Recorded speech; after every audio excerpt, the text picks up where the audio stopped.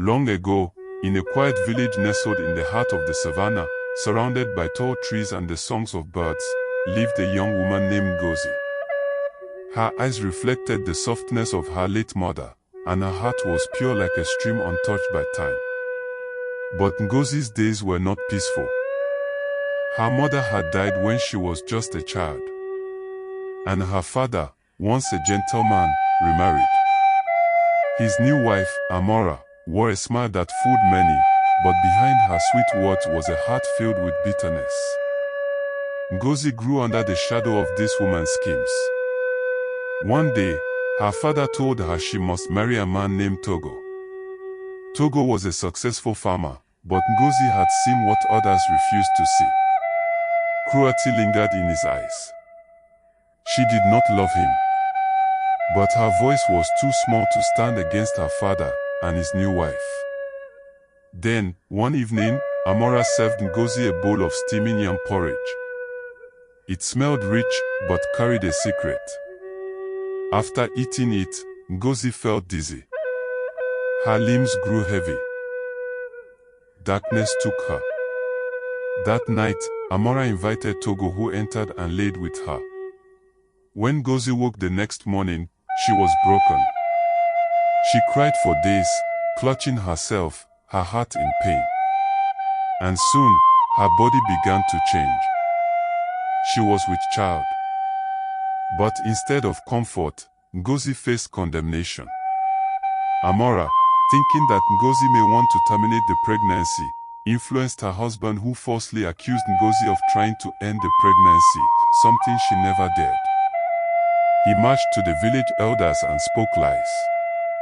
They summoned Ngozi, questioned her, and warned her sternly, saying, if anything happened to the baby, she would face punishment. And so, stripped of choice, Ngozi was married to Togo. But though the ceremony took place, her heart remained distant. She refused to be touched by the man who had stolen her peace.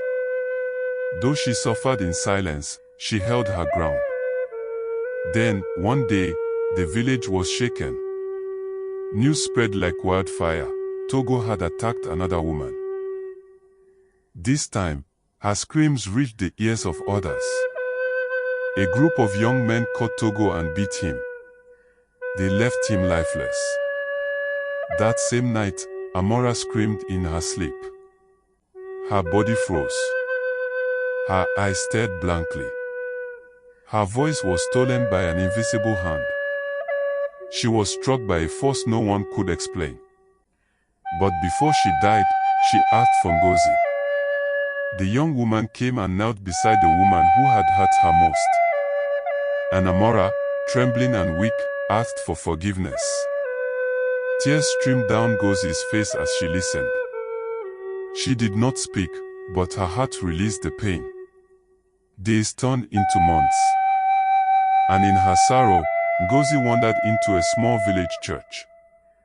The songs touched something deep inside her. The words from the altar felt like healing water. There, she surrendered. She prayed with all her heart, calling on the God who sees, the one who never abandons. She poured out her pain like oil on the altar, and in return, found peace. In time, the Lord answered. A young evangelist, Pastor Uche, who was sent from the city to serve in the village, noticed her. He did not see shame. He saw strength. He saw a woman shaped by pain, but refined by grace. He asked for her hand, not to possess, but to cherish. And this time, Ngozi said yes. Not with fear, but with joy. She had found love, not by force, but by faith. The village watched her bloom. She became a woman of dignity, of strength, and of hope. And so, her story was passed down from mouth to ear, from mothers to daughters. Do not let the darkness win. Choose the light, like Ngozi. And so, her story lives on. A tale of pain, yes. But more than that, a tale of redemption.